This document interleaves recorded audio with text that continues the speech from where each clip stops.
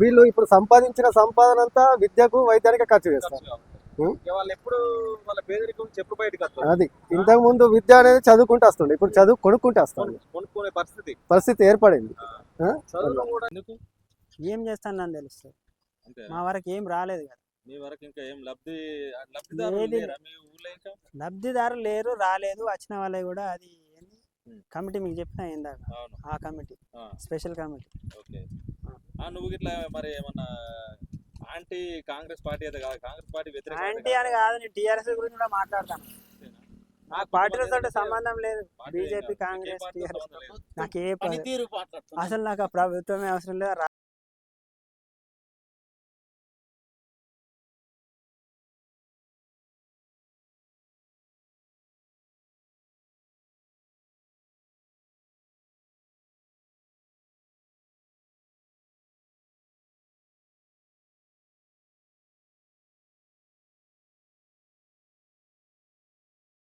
ఉచితాలు అనేటి తీసివేసి అదే మిగిలిన డబ్బుతోటి ఈ పేద ప్రజలకు ఉచిత విద్య వైద్యం అందిస్తాయి. నాణ్యం అదే అందించచ్చు, మేలు జరుగుతుంది. అంతేగాని వాళ్ళ రాజకీయాల కోసం, వాళ్ళ ఓట్ల కోసము జనాలను పిచ్చోళ్ళని చేసి అంతే కదా. ఉచితాలు అనేటివి తీసేయాలి. ఉచిత కరెంటు కానీ, ఉచిత బస్సు కానీ, ఇదే డబ్బుతోటి పేదవారికి నాణ్యమైన విద్య వైద్యం బాగుపడతాయి. వీళ్ళు ఇప్పుడు సంపాదించిన సంపాదన అంతా విద్యకు వైద్యానికి ఖర్చు చేస్తారు. వాళ్ళు ఎప్పుడు వాళ్ళ పేదరికం చెప్పు బయటకు వస్తారు. అది ఇంతకు ముందు విద్య అనేది చదువుకుంటూ వస్తుండే, ఇప్పుడు చదువు కొనుక్కుంటూ వస్తుంది. కొనుక్కునే పరిస్థితి ఏర్పడింది. చదువులో కూడా కొనుక్కునేటువంటి పరిస్థితి కల్పించిన ఈ దద్దమ్మ పాలకులు ఎంత ఘోరం కదా. అందుకనే ఈ ఉచితాలు అనేటివి ప్రభుత్వాలు గమనించి ఈ ఉచితాలు అనేటివి తీసివేసి పేద ప్రజలకు ఈ విద్యా వైద్యానికి ఖర్చు చేస్తే పేదరికం అనేది లేని దేశంగా, పేదరికం అనేది లేని రాష్ట్రంగా, పేదరికం లేకుండా ప్రజలు అనేటివి వాళ్ళ కాళ్ళ మీద వాళ్ళే బ్రతికేటట్టు ప్రజల యొక్క జీవితాలు కూడా బాగుపడతాయి. అంతేగాని వాళ్ళ రాజకీయ అవసరాల కోసము జనాలను పిచ్చోళ్ళని చేసి ఆ పథకం ఈ పథకం అని చెప్పేసి ఇప్పుడు ఒక్కసారి హాస్పిటల్కి పోతే 10-15 రోజులకి ఇట్లా హాస్పిటల్ ఉంటే లక్షల ఖర్చు. ఇప్పుడు ఆ ₹1,00,000 సంపాదించాలంటే మనలాంటి సామాన్య ప్రజలకు ఎన్ని సంవత్సరాలు పడుతుంది అన్న? చేసుకుందాం అంటే పని కూడా లేదు. మళ్ళీ యువతకు ఉపాధి లేదు. కష్టపడి సంపాదించిందంతా అటే పోతుంది. మరి పని చేసుకుందాం అంటే సరిగ్గా పని లేదు. ఒకవేళ పని చేసుకున్నా గానీ వచ్చేటువంటి మనకి ఏదైతే ఉందో ఆదాయం అనేది చాలా తక్కువ ఉంది. ఆదాయం తక్కువ, ఖర్చులు ఎక్కువ ఉంది. సామాన్యుడు ఎట్లా బతకాలి? అవునా కదా. అందుకే ఇప్పుడు ఏంటంటే మనలాంటి వాళ్ళందరము ఇప్పుడు మన వాస్తవానికి మనం బాధింపబడుతున్నాం. ఒక రకంగా చెప్పాలంటే ఈ ప్రభుత్వం అనేది మనల్ని దోచుకుంటున్నట్టే, మనల్ని ఇంకా పేదరికం నెట్టేస్తున్నట్టే.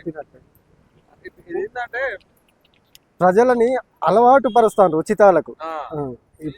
అదే ఉచితం మీద మరి విద్యా వైద్యం ఇవ్వచ్చు కదా. అదే కదా. మన బ్రతుకులు బాగుపడేటి వాటిని ఇవ్వరు.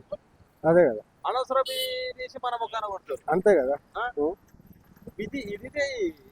విద్యా వైద్యం అనేది ఉచితంగా అది ఎన్నో దేశాలలో ఉన్నది. మన దగ్గర లేదు. దానివల్ల మన దేశం ఇంత యువత ఉన్నా కూడా వెనుకబడిన దేశంగా కాలం వెలిగిస్తారు. అంతే కదా. సరైనటువంటి వాళ్ళకు చేసుకోవడానికి చేతి పని లేదు, ఉపాధి కల్పిస్తలేవు ప్రభుత్వాలు. ఉచితాలకు అలవాటు చేస్తాను. ఏమంటే అది ఉచితం ఇది ఉచితం అంటారు. దాంతో ఏం లేదు. దాంతో వాళ్ళు ఇచ్చే ప్రభుత్వం ఇచ్చేటువంటి పనికి మాల ఉచిత పథకాలతో పెద్దగా ఎవరికైతే ప్రయోజనం లేదు. ఇప్పుడు నేనేం చెప్తున్నా అంటే మనలాంటి వాళ్ళు అందరం కలిసి ఇప్పుడు మనమే ఎఫెక్ట్ అయ్యేది, చాలా బాధపడేది, మన ఇబ్బంది పడేది మనమే.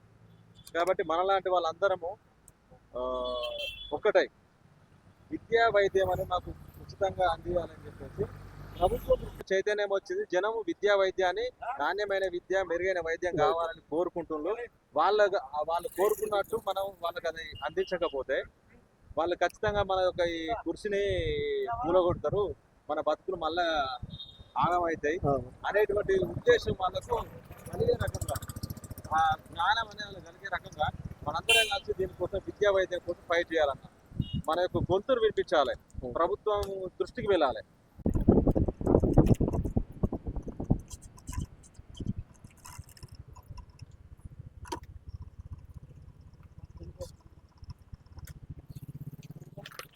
చదువుకోండి.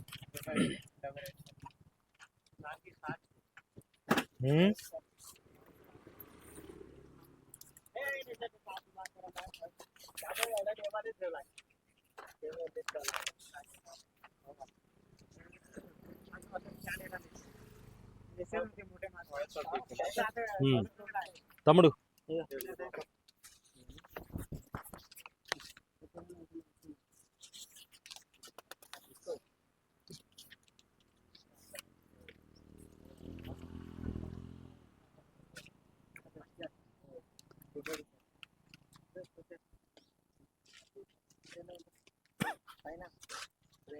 నవ్యమాన్య ప్రజలు కష్టపడి సంపాదించిన డబ్బులన్నీ దేనికి ఖర్చు అవుతున్నాయని ఎక్కువ విద్యా వైద్యానికే కదా మన సంపాదించిన డబ్బులు. అదే ప్రభుత్వం కనుక మనకు విద్యా వైద్యం అనేది, నాణ్యమైన విద్య, మెరుగైన వైద్య సేవలు అనేది ఉచితంగా అందించినట్టయితే ఆ డబ్బులు మనకు మిగులుతాయి కదా, అవునా కదా? సో ప్రభుత్వం అనేది ప్రజలకు విద్యా వైద్యం ఉచితంగా అందించాలని చెప్పేసి అందరికీ అవగాహన కల్పిస్తూ అందరం కలిసి ప్రభుత్వాన్ని డిమాండ్ చేద్దాం. అట్లా అందరం కలిసి ప్రభుత్వం దృష్టికి ఈ అంశాలను మన ప్రభుత్వం దృష్టికి తీసుకెళ్ళి వీటిని సాధించుకోవాలని చెప్పేసి అందరికీ అవగాహన కల్పిస్తూ ముందుకెళ్తున్నాం. ఓకేనా భయ్య? పార్టీ లేదు, ఏం లేదు, నేనే. ఇప్పుడు పార్టీ అయితే ఏ పార్టీ అయినా కానీ విద్యా వైద్యం అయితే ఉచితంగా ఇవ్వట్లేదు కదా, ఇవ్వలేదు కదా, ఇవ్వట్లేదు. ఇప్పుడు అదే వాళ్ళు ఇవ్వరు, అందుకోసమే వాళ్ళు ఇవ్వట్లేదు కాబట్టి మనం ప్రశ్నించాలి, మనం సాధించుకోవాలని చెప్తున్నా. మరి ఎట్లా, ఏం చేద్దాం? అంతే.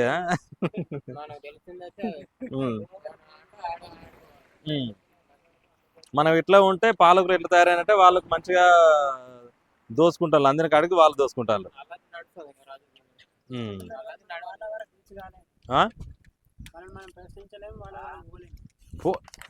కానీ పోలేము అని మనం సైలెంట్గా ఉండదు కదా బ్రదర్. ఇప్పుడు మనము ప్రశ్నించేటువంటి హక్కు మనకు ఉన్నది. ఎందుకంటే వాళ్ళు ఏదో భూమిని చీల్చుకొని పుట్టలేదు, లేకపోతే మొగులకి వెళ్ళి ఊడి పడలేదు. వాళ్ళు మనమే కదా వాళ్ళకి అధికారాన్ని ఇచ్చింది. మనం చేయకపోతే, మనం ప్రశ్నించకపోతే వాళ్ళని ఎవరు ప్రశ్నించాలి?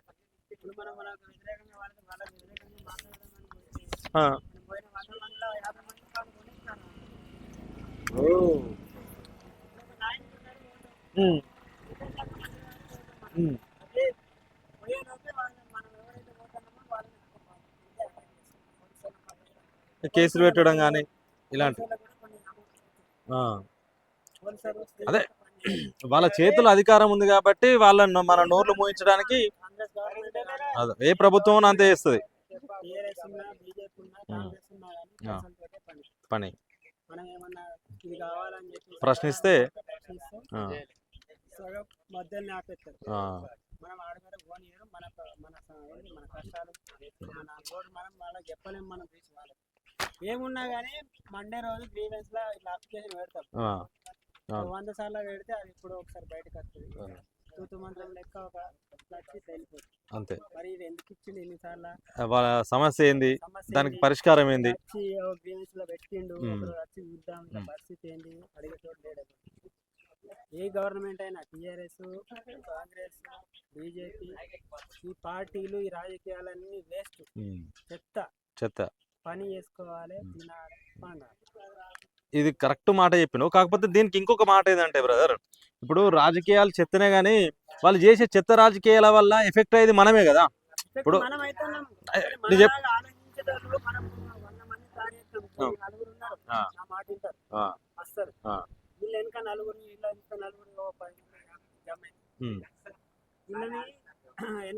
కొనేస్తారు. ఇప్పుడు ఇక్కడే అడలని చూద్దాం, మా ఊర్లో చూద్దాం. వీళ్ళు నాతో ఉంటారు, నాతో 10 నిమిషాలు ఉంటారు, నేను చెప్పినట్టు వింటారు. వీళ్ళు ఇంకొక 10 మందికి చెప్తారు, వీళ్ళు నేను చెప్పినట్టు వీళ్ళు వింటారు. కానీ వీళ్ళు ఎన్నుకున్న వాళ్ళు వినరు. వీళ్ళు ఎన్నుకున్న వాళ్ళని వీళ్ళు కొనేస్తారు, నైట్కి నైట్ మార్చేస్తారు వాళ్ళని. అయితే మొన్న అదే జరిగింది. ఒక విషయం గుర్తుపెట్టు, ఇప్పుడు కేసులు పెట్టినా అమ్ముడు పోయేటోళ్ళు అమ్ముడు పోయినా కానీ వ్యవస్థ కోసం నిష్పక్షంగా నిలబడి పనిచేసే వాళ్ళు ఉంటారు. ఉంటారు కానీ ఎంత మంది ఉంటారు? అదే అలాంటి వాళ్ళు ఒక 1000 మంది కూడా సరిపోతుంది. ఇప్పుడు నేను ఈయనకి వస్తా, ఉమ్.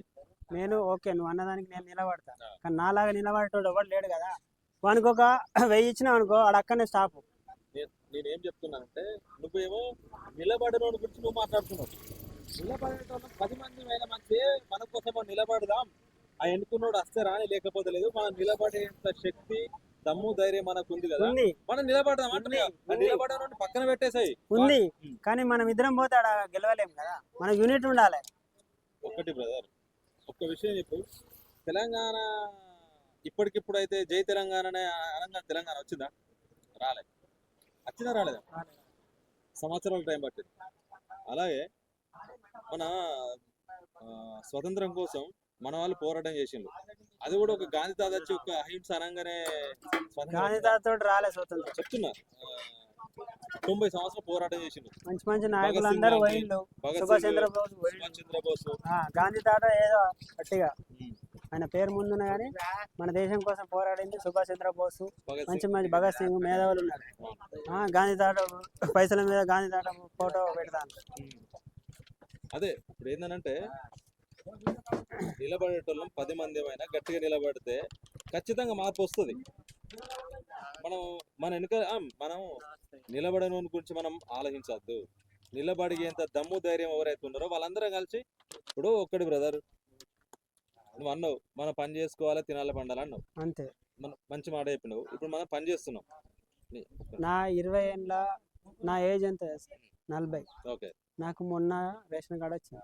40 ఏళ్ళ అది కాంగ్రెస్ గవర్నమెంట్ ఇయ్యలే, నేను స్వతహాగా తెచ్చుకున్నా. ఎంఆర్ ఆఫీస్కి పోయి మా అంటే కొలీగ్స్ ఉంటారుగా వాళ్ళ కాళ్ళ ఏళ్ళ బట్టి నేను మొన్న రేషన్ కార్డు తీసుకున్నాను. నాకు 40 సంవత్సరాలు అవుతుంది. నేను 20 సంవత్సరాలు పెళ్లి చేసుకున్నా. 20 సంవత్సరాల నుంచి నాకు రేషన్ కార్డు లేదు. నేను మొన్న తెచ్చుకున్నా రేషన్ కార్డు. ఇప్పుడు గవర్నమెంట్ పని చేస్తే ఇప్పుడు ఎవరికి పెళ్ళి, ఇప్పుడు సర్వే చేస్తే తెలియదా ఎంతమంది వట్టిగా ఉన్నారు, ఎంతమంది పెళ్ళి అయింది, ఎంతమంది రేషన్ కార్డులు ఉన్నాయి, ఎంతమంది చచ్చిపోయారు, ఎంతమంది పింఛన్ వస్తుంది తెలుసా. ప్రభుత్వం దగ్గర కూడా డాటా. మరి నేను ఎన్నిసార్లు ఒక 10 సార్లు అప్లై చేసిన రేషన్ కార్డు కోసం, రాలే. నాకు ఇల్లు లేదు, ఇందిరమ్మ ఇల్లు కూడా రాలే. కేసీఆర్ వచ్చినప్పుడు కూడా రాలే, డబుల్ బెడ్రూమ్ ఇచ్చారు కదా అప్పుడు కూడా రాలే. చేసినా రాలే, అప్లై చేసినా కానీ ఇయ్యలే.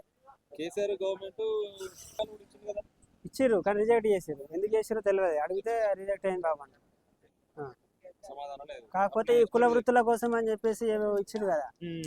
ఇప్పుడు 1,00,000 రూపాయలు ఇప్పుడు మంగళలకు గొల్లలకు మన ఈ కుల వృత్తులకు ఇచ్చింది. అది కూడా నేను వాళ్ళు వచ్చి రాసుకపోయారు. అది కూడా దానికోసము ఒక 100 సార్లు వింటారు. వాళ్ళే రాసుకున్నారు. ఇక మా ఊర్లో గొల్లలు లేరు, నేను ఒక్కనే కాబట్టి ఖచ్చితంగా గ్రామ పంచాయతీ నుంచి ఒక ఊరు ఒక ఇల్లు ఉన్నది కాబట్టి ఏదో రాసుకపోయారు. కానీ మా ఊర్లోనే ఒక 30-40 ఇల్లు ఉంటాయి, అది కూడా రాకపోతుంది. ఒక్క కుటుంబం ఉంది కావచ్చు. ఒక కుటుంబం. ఇక్కడ మొత్తం ఈ ఊరు పేరు పేరు అడ అడ ADA. అడ ఎంతమంది ఉంటారు ఇక్కడ? అంటే జనం ఎంత? ఓటర్లు ఒక 1300-1400. పెద్దదే కాకపోతే డివైడ్ అయింది. అంటే రియాప్టేషన్ కింద వేరే ఊర్లోకి వెళ్ళారు. ఇక్కడ ప్రాజెక్ట్ అయింది. మరి ఇప్పుడు సంక్షేమ పథకాలు ప్రభుత్వం ఇచ్చేటువంటి అందుతున్నాయా? అందే వాళ్ళకి అందుతుంది. ఇప్పుడు ఇందిరమ్మ ఇల్లు ఇస్తారా, దానికి ఒక కమిటీ ఏర్పాటు చేస్తారు కదా. కమిటీలో ఎవరిని ఏర్పాటు చేయాలి? గ్రామస్తులను ఏర్పాటు చేయాలి. గ్రామస్తులు ఎవరినైతే ఏర్పాటు చేస్తారో వాళ్ళకు కనీసము జ్ఞానం ఉండాలి. సెలెక్ట్ చేయడానికి కొంచెం ఉండాలి బుద్ధి. మరి ఇడు ఉన్నోడా లేనోడా ఎట్లా తెలియాలి? ఊర్లో అర్హులైన వాళ్ళకి ఫస్ట్ ప్రయారిటీ ఇవ్వాలి. ఇల్లు ఉన్న వాళ్ళకే, ఆల్రెడీ ఉన్న వాళ్ళకే మళ్ళీ ఇప్పుడు ఒక నేను ఇల్లు చూపిస్తా. నా దగ్గర ఎన్ని శాంక్షన్ అంటే ఒక 17 ఏమో శాంక్షన్ అయినాయి. దాదాపు వాళ్ళు మంచిగానే ఉన్నారు. కనీసం ఏం లేకుండా లేరు. నివాసానికి ఇల్లు ఉన్నది, బాగా మొత్తానికి లేని వాళ్ళు ఉన్నారు. ఆ 17 మంది సెలెక్ట్ చేయాలంటే ఇంకా ఆ 17 కాదు 20-30 మంది వెళ్తారు. వాళ్ళకి ఇవ్వాలి ప్రయారిటీ, ఫస్ట్ వాళ్ళకి ఇవ్వాలి. ఇవ్వలేదు. అట్లున్నాయి. కమిటీ వాళ్ళే, గ్రామ పంచాయతీలో ఎవరైతే ఉంటారో దాదాపు చాలా గ్రామాలలో అట్లనే జరుగుతుంది. వాళ్ళే కమిటీ, వాళ్ళు చెప్పిందే నిర్ణయం. పెదరాయుడు చాటుతారు. గ్రామ సభ ఏర్పాటు చేసి గ్రామస్తుల అందరినీ అసలు ఊర్లో తెలియదు. ఇప్పుడు ఇందిరమ్మ ఇళ్ళకు ఒక కమిటీ ఏర్పాటు చేశారు అని చెప్పేసి ఊరోళ్ళకే తెలియదు. కమిటీ ఏర్పాటు చేశారు, కమిటీ వాళ్ళు నిర్ణయిస్తారు ఎవడు పేదోడు, ఎవడు ఉన్నాడో తెలియాలిగా. అవును తెలవాలి కదా. వాళ్ళే కమిటీ ఏర్పాటు చేసుడు, వాళ్ళే సెలెక్ట్ చేసుడు. వాడిని ఒకరు రేపు వచ్చి ఆయన తీసేయంటే ఆయన తీసేస్తుంది, నచ్చినని పెట్టుకుంది. మీ ఎమ్మెల్యే ఎవరు? ప్రస్తుతం కోలక్ష్మి. ఆశీర్వాద కాంగ్రెస్ కాదు, టీఆర్ఎస్. కాగా నీకు ఇందిరా మిల్లు వచ్చిందా? ఇందిరా మిల్లు మీ అమ్మ వాళ్ళకి వచ్చింది, ఎందుకు రాలి? 4 వీల్ ఉన్నదని రాలే. 4 వీల్ నా పేరు అమ్మకుందా? అమ్మకు లేదు. అమ్మకు పాత జమాలు నీకున్నది నీకు రాలే. లేదు. అమ్మ వాళ్ళకి ఎందుకు రాలి? 4 వీల్ ఏనే లేదు. 4 వీల్ ఉన్నట్టు తీసేసి నా పేరు. అమ్మ వాళ్ళకి అయితే రావాలి కదా, నీకు పోని అమ్మ వాళ్ళకి రావాలి. ఇగో ఇక్కడే కాదు అంతటా ఇట్లనే ఉంది. గవర్నమెంట్ వల్ల కాదు కానీ మనం పని చేసుకోవాలి. వాళ్ళైతే దోసుకున్నట్టు రాజకీయ నాయకులు దోసుకొని వాళ్ళు దోసుకొని వాళ్ళు తినని సావని ఏమని వేసుకొని మనకు ఇప్పుడు ఒక్కడే చెప్పు, విద్యా వైద్యం అనేది ఉచితంగా ప్రజలకు అందించాల్సిన అవసరం ఉందంటావా లేదంటావా? ఉంది కానీ ఓకే, ఇప్పుడు ప్రభుత్వం పేద ప్రజలకు అందిస్తున్నటువంటి విద్యా వైద్యం అనేది క్వాలిటీ ఉందా లేదా? ప్రభుత్వం ఇచ్చేదా? లేదు, క్వాలిటీ లేదు. సో క్వాలిటీ కావాల్సిన అవసరం ఉందా లేదా? క్వాలిటీ విద్యా వైద్యంలో కాదు, దేంట్లో లేదు. ఇందిరా మిల్లు చూపిస్తావు, కొంచెం ముందరకు పోతే నేను అత్త చూపిస్తా. ఇందిరా మిల్లు ఎట్లా కట్టినా చూపిస్తా. 2 రోజులు అయింది, మొత్తం స్లాబ్ కూడా కారుతుందా? నేను అంటే ఇప్పుడు దాన్ని కాంట్రాక్టర్ అడగాలి. కాంట్రాక్ట్లు తీసుకుంటారు, 100 ఇండ్లు కాంట్రాక్ట్ తీసుకుంటాను, కడతాను గంపగుత్త. అట్లా వాళ్ళకి తక్కువ బడ్జెట్ లో ఇస్తాం కాబట్టి వాళ్ళు ఏం చేస్తారు, వాళ్ళకి రూపాయి మిగిలాలని చెప్పేసి నాశ రకమైనటువంటి 5 లక్షల ఇల్లు అవుతుందా? కాదు, అది కూడా కాదు. కాదు కాడినప్పుడు ఏం చేసుకోవాలి, వీళ్ళ దగ్గర ఉన్నాయి కొన్ని పెట్టుకోవాలి, దగ్గర ఉండి కట్టించుకోవాలి. వాళ్ళు గవర్నమెంట్ కూడా 5 లక్షల ఇల్లు ఎట్లయితే అనుకుంటారు? సిమెంట్ రేట్ ఎట్లున్నది, ఇసుక రేట్ ఎట్లున్నది, ఇటుక రేట్ ఎట్లున్నది, లేబర్లు ఇప్పుడు ఎవరైనా రోజువారీ కూలి ఎంత ఉన్నది, రోజువారీ కూలి ఎట్లున్నది లేబర్ది? లేబర్ 200లకు వస్తాడా? 500 నుండి వస్తాడా? 600 నడుస్తుంది. డైలీ వైజ్ అయితే ఒక 500 వేసుకో. మేస్త్రి ఎంతకు వస్తాడు? 1000 రూపాయలు. 1500 అంటే ఈయన 5 లక్షలు వాళ్ళకే పోతాయి. ఇల్లు ఎడ కడతాడు? గవర్నమెంటే కట్టించి ఇవ్వాలి. ఇందిరమ్మ ఇల్లు 5 లక్షలు దఫల వారిగా వేసుడు, 1,00,000 రూపాయలు మేస్త్రీలకే వేపించడానికి, బిల్లు వేయడానికి పైసలే, ఆడికి ఆఫీస్కి పోతే ఆనికి పైసలే, ఇక్కడ వీళ్ళకి పైసలే, ఊర్లో ఉన్నోనికి పైసలే, శాంక్షన్ చేయించడానికి పైసలే, గ్రామ పంచాయతీలో శాంక్షన్ చేయించడానికి పైసలే, ఎంఆర్ ఆఫీస్కి పోయినోనికి పైసలే. అట్లా ఇవ్వాల్సిన అవసరం లేదు కదా? లేదు, కానీ మరి బిల్లు శాంక్షన్ కాదు కదా, మరి ఆపేస్తారు ఇటు నుంచి ఫోన్ చేసి. అంత ఘోరంగా ఉంటదా? ఉంటది నడుస్తుంది. భయం ఉంటది కదా, ఇప్పుడు వాళ్ళు అట్లా వేస్తే తెలిస్తే వాళ్ళకు ఎక్కడ భయం తీసుకుంటూనే ఉన్నారు, బాజాప్తుగా నడుస్తూనే ఉన్నది. అంతేనా? మరి ఇంకేం? మరి అలాంటప్పుడు వాళ్ళ ఏసీబీలకు పట్టియచ్చు కదా? అంత దూరం పోనే పోదు ఏసీబీ వరకు. మద్దన్నే జామర్లు పెట్టి ఆపేస్తారు. ఫోన్లు పోయినా క్యాండిడేట్ పోయినా మధ్యలో ఆగిపోతాడు. ఎక్స్ రోడ్ కాడ అటాక్. పోలీసు వాళ్ళు పని చేసేది దానికోసం, ప్రజల కోసం కాదు. ప్రజల సంక్షేమము, ఈ గొడవలు అల్లర్లు వీటి కోసం కాదు. పైసలు ఇస్తే పని అవుతుంది. ఏమైనా గొడవ వేసుకొని పోలీస్ స్టేషన్ పోతే నువ్వు ఎందుకు వచ్చినావు ఏమి అడగారు. పోగానే ఒక నోటు తీసి ఇట్లా పెట్టినావంటే నుంచి అంటే నిజం చెప్పాలంటే అదే నడుస్తుంది. ఇవన్నీ వేస్ట్. మనకి ఏదైనా పని దొరికిందా చేయాలన్నా, తినాలన్నా, పండుకోవాలన్నా, అంతే. మనము గవర్నమెంట్ని ఎదురుగా పోవాలి, మాట్లాడాలంటే మన వెనుక ఒక 100 మంది అన్న ఉండాలి, మన వెనుక డబ్బా అన్న ఉండాలి, పలుకుబడి అని ఉండాలి. మన వెనుక ఒక ఎంపీ ఎమ్మెల్యే సెంట్రల్ నుంచి, అది కూడా లోకల్లో కాదు, లోకల్ ఎమ్మెల్యే ఫోన్ చేస్తే దేకరు.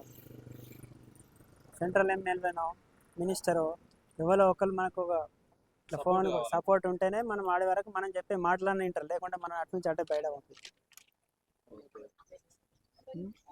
మేము ఇక్కడ మా ఇంటి పక్కకి పోలీస్ స్టేషన్ వరకు పోతే లోపలికి పోలేకపోతాను. ఏమైనా సమస్య ఉంటే ఎందుకు అట్లా అట్లా ఏం ఉండదు కదా. ఎందుకంటే వాళ్ళు ప్రవర్తిస్తారు మరి. మన కోసమే కదా. పోలీస్ స్టేషన్ పోయినప్పుడు వాళ్ళు ఎట్లా రిసీవ్ చేసుకోవాలి, ఎందుకు వచ్చిర్రు, ఏ ప్రాబ్లం తోట అని అడగాలి. వాళ్ళ భాష కూడా ఎట్లుంటుంది, అరే తూరే ఏదిరా ఎందుకు వచ్చినా ఏంద్రా గుంపేదిరా మనం చెప్పే వరకు వినరు. వినరు, ఉల్టా బెదిరిస్తారు. ప్రాబ్లం సమస్య ఏంది ఎప్పుడైనా కూడా భయం అవుతుందా? సమస్య కాదు అసలు. పోలీస్ స్టేషన్ ఓడే వేస్ట్. అంతే. పొయ్యిల కాడ గొడవ అయ్యేదాన్ని వాళ్ళు పోలీస్ స్టేషన్ తీసుకుపోయి ఇక్కడ లోకల్ వాళ్ళు కూడా ముందే ముందే డీలింగ్ 20,000, 10,000, 30,000, 40,000, 50. ఇంత అధ్వానం కరెంట్ ఉందా ఇక్కడ? 2 నిమిషాలలో పని ఒక 5 నిమిషాలు కూర్చుంటే ప్రాబ్లం సాల్వ్ అవుతుందా, దానికి 20,000 పెట్టాల్సి వస్తుంది. ఇప్పుడు గొడవ చేసుకుంటానంటే ఒక 30,000 జేబులో పెట్టుకుని గొడవ వేసుకోవాలి. ఓకే. ఇక్కడ మామూలుగా ఇప్పుడు జనాలకు జీవనోపాధి ఏంటి? జీవనోపాధి ఏమున్నది, చైన్లకు పోడు, ఇట్లా లేబర్ కింద పోడు. వ్యవసాయం అదే. సగం మంది హాస్పిటల్ వెళ్తారు మేస్త్రి కింద లేబర్లకు. ఓకే. చుట్టుపక్కల కొంచెం భూమి ఉంటే భూమి చేసుకుంటారు. చెరువు ఉన్నది కాబట్టి చేపలు పడడానికి కొందరు పోతారు. చెరువు ఉందా ఇక్కడ పెద్దది? వెనకాల ఉంది, అక్కడ ఉందా? అదేనా? ఇదా? అక్కడ వరకు ఉంది. చాలా పెద్దది కదా. అక్కడ మీరు ఎంత దూరం అటు ఒక 2-3 కిలోమీటర్ల వరకు. సో మెయిన్గా అయితే ఇక్కడ జీవనోపాధి అని అంటే జీవనాధారం వ్యవసాయం ఎక్కువ కావచ్చు. వ్యవసాయం, కూలీ, డైలీ వేజ్. Daily wage. ఇంకోటి అంటే దేనికి కన్స్ట్రక్షన్ వర్క్ వెళ్తారా? డైలీ వేజ్ అంటే ఏ వర్క్ దొరికితే ఆ వర్క్, కన్స్ట్రక్షన్ కానీ ఏదైనా. మొత్తానికి అయితే ఇప్పుడు మన కాంగ్రెస్ ప్రభుత్వానికి ముఖ్యమంత్రి రేవంత్ రెడ్డికి ఏమని చెప్తాం అంటావు? విద్యా వైద్యం అనే అసలు కాంగ్రెస్ ఇప్పటివరకు వచ్చిన సంగతే మాకు తెలియదు. ఎందుకు ఏం చేస్తాను నన్ను తెలుస్తుంది, అంటే మా వరకు ఏం రాలేదు కదా. మీ వరకు ఇంకా ఏం లబ్ధిదారులు లేరా మీ ఊళ్ళో? ఇంకా లబ్ధిదారులు లేరు, రాలేదు. వచ్చిన వాళ్ళే కూడా అది కమిటీ మీకు చెప్పిన ఇందాక, ఆ కమిటీ స్పెషల్ కమిటీ. ఓకే. నువ్వు ఇట్లా మరి ఏమన్నా యాంటీ కాంగ్రెస్ పార్టీ అయితే కాదు, కాంగ్రెస్ పార్టీ వ్యతిరేక యాంటీ అని కాదు, నేను టీఆర్ఎస్ గురించి కూడా మాట్లాడతాను. నాకు పార్టీలతో సంబంధం లేదు. బీజేపీ, కాంగ్రెస్, టీఆర్ఎస్ నాకు ఏ అసలు నాకు ఆ ప్రభుత్వమే అవసరం లేదు, రాజకీయాలే అవసరం. అంటే జరిగేది చెప్తున్నాను, ఉన్నట్టు చెప్తున్నాను. మీ ఇక్కడ జరిగేటువంటి ఏదైతే ఉందో దాన్ని చెప్తున్నా. అందరిది అంతే, ఎవరు అడిగినా గదే చెప్తారు. ఎవరు ఏం బెనిఫిట్ పొందింది లేదు, పని చేసుకుంటే గానీ పోదు. ఓకే. మొత్తంగా అయితే ఒక మాట చెప్పు రేవంత్ రెడ్డికి, మరి మాకు విద్యా వైద్యం అంది మనకి కనీసం ఈగ ద్వారా చెప్పు కదా. రేవంత్ రెడ్డి వల్ల వచ్చింది ఏం లేదు చెప్తున్నా కదా. ఎలాంటి ఉపయోగం లేదా? ఏం ఉపయోగం లేదు. ఆయనకన్నా ఉపయోగం ఉంటుందా లేదా? మరి ఆయనకు ఉంటుంది, ఆయనకు కావాల్సినంత. జనానికి ఉపయోగం లేదంట ఇప్పుడు? జనానికి ఉపయోగమే లేదు ఆయన వల్ల, మాకు అసలు లాభమే లేదు. ఓకే. మరి ఎవరు వస్తే బాగుంటుంది అంటారు? ఎవరు వచ్చినా కానీ నాలాగా అర్థం చేసుకునే వాళ్ళు వస్తేనే మంచిగా ఉంటుంది. మరి రా, మన రాజకీయాలు రాను, నాడు లేదు, పలుకుబడి లేదు, పైసలు లేదు, ఏం లేదు. ఇప్పుడు వీళ్ళందరూ పలుకుబడి రాజకీయాన్ని డబ్బు చేసిండు. ఇప్పుడు నేను 100 రూపాయలు ఉంటాయి కానీ నేను హాస్పిటల్ పోలేను. నువ్వు సీఎం వరకు పోతాను, నన్ను సీఎం వరకు పోనిస్తాడా? నన్ను ఇట్లా సర్పంచ్గా గెలిపిస్తలేరు. అయితే నేను పోటీ చేస్తా అంటే నన్ను అటాక్ చేస్తాను. రేవంత్ రెడ్డి వరకు పోతాను కథ. అది కుదరని పని, అది కాని పని, అది మనతో కాదు కూడా. గవర్నమెంట్ తోటి పోరాడు అంటే అది అసమాసి విషయం కాదు. ఏదో ఒక కేసు వేసి జైలు వేస్తారు. కేసు అట నువ్వు ఈ నుంచి కదలనే కదలవు. అటాక్ వచ్చేస్తాయి 2 బండ్లు. పోలీసు వాళ్ళు ఫోన్ లేదు, పోలీసు వాళ్ళు వేస్తారు. నేను మాట్లాడేది నిజమే. మనం ఇక త్యాగాలు చేయద్దు. ఇక నీకు ఏంది, పొద్దున్న నుంచి సాయంత్రం వరకు తిండి కావాలి. మెయిన్గా తిండి కావాలంటే ఒక పని చేయాలి. పని చేస్తే కానీ తిండి రాదు. మూసుకొని పని చేయాలి, తినాలి, పండాలి. మళ్ళా నువ్వు గిద్ద వస్తలేదు, గది వస్తలేదు అని మనం పోయినాం అనుకో, తొక్కేస్తారు.